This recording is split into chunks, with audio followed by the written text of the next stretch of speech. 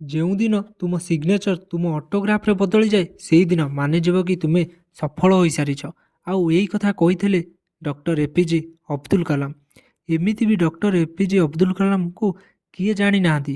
ଅବଦୁଲ କଲାମ କେବଳ ଜଣେ ଭଲ ଲିଡର ନୁହେଁ, ସିଏ ଅଧିକ ନଲେଜେବୁଲ ଆଉ ଅଧିକ ବୁଦ୍ଧିମାନ ଥିଲେ। ଏଥିପାଇଁ ଡକ୍ଟର ଏପିଜେ ଅବଦୁଲ କଲାମଙ୍କର ଜୀବନରେ 5ଟି କଥା ଶିଖିବା କଥା, ଯେଉଁଟା ଆମ ଜୀବନକୁ ବଦଳାଇ ପାରିବ। ଏମିତି ଦେଖାଯାଏ ତ ତାଙ୍କର ପୁରା ଜୀବନରୁ ଶିଖିବାକୁ ମିଳିଥାଏ। କେଉଁଠି ନା କେଉଁଠି ସେ ଲୋକଙ୍କୁ ଶିଖେଇବାକୁ ଟ୍ରାଏ ହିଁ କରିଛନ୍ତି।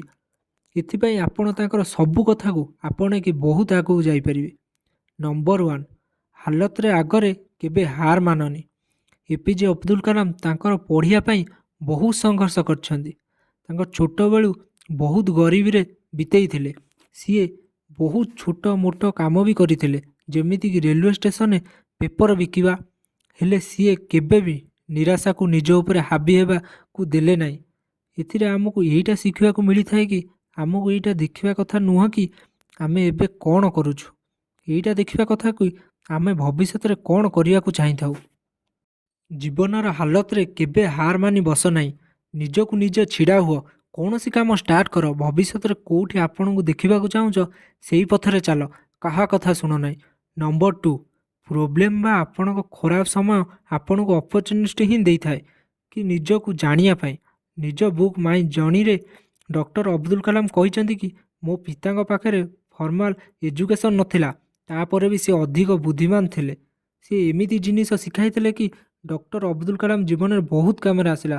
ସେ ଏଇଟା କହିଥିଲେ କି ଯେତେବେଳେ ତୁମେ ହାରିଥାଅ ଆଉ ଯେତେବେଳେ ବି ତୁମ ସାମ୍ନାରେ ଖରାପ ସମୟ ଆସିଥାଏ, ସେହି ସମୟରେ ଆପଣଙ୍କ ମଧ୍ୟରେ ଲୁଚି ରହିଥିବା ଟ୍ୟାଲେଣ୍ଟକୁ ଦେଖିପାରିଥାଅ।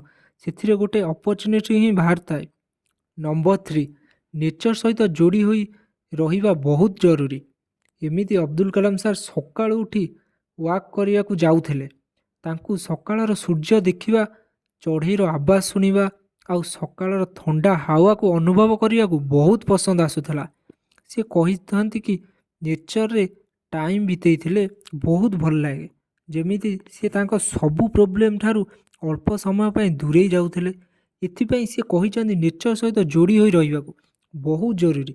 ସିଏ ଟ୍ରାଭେଲ୍ କରନ୍ତୁ କି କିଛି ବି କାମ ଥାଉ, କିନ୍ତୁ ସିଏ ସକାଳୁ ସବୁବେଳେ ଚାଲନ୍ତି। ତାଙ୍କ ବୁକ୍ରେ ସେ ଏଇଟା ବି ଲେଖିଥିଲେ ତାଙ୍କର ଦିଲ୍ଲୀରେ ଯେଉଁ ଘରରେ ବଡ଼ ଗଛ ଥିଲା ଯେଉଁଟା ତାଙ୍କୁ ନିଜ ଆଡ଼କୁ ଟାଣୁଥିଲା, ସେଇ ବଡ଼ ଗଛକୁ ଦେଖିକି ତାଙ୍କୁ ତାଙ୍କ ପିତାଜୀଙ୍କ କଥା ମନେ ପଡ଼ୁଥିଲା, ଯେଉଁଟା ବହୁତ ଲମ୍ବା ଆଉ ଚଉଡ଼ା ଥିଲା। ନମ୍ବର 4, ଅଲଗା ଭାବିବା ଆଉ ଅଲଗା କରିବାର ସାହସ ରଖ।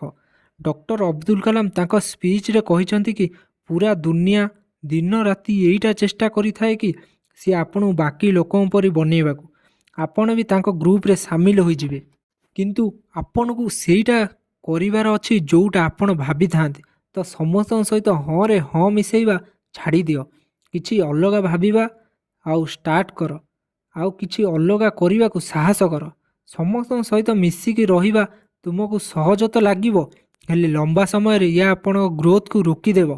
ଏଥିପାଇଁ ଆପଣଙ୍କ ଭଲ ଭବିଷ୍ୟତ ପାଇଁ ଆପଣଙ୍କ ସାମ୍ନା କର।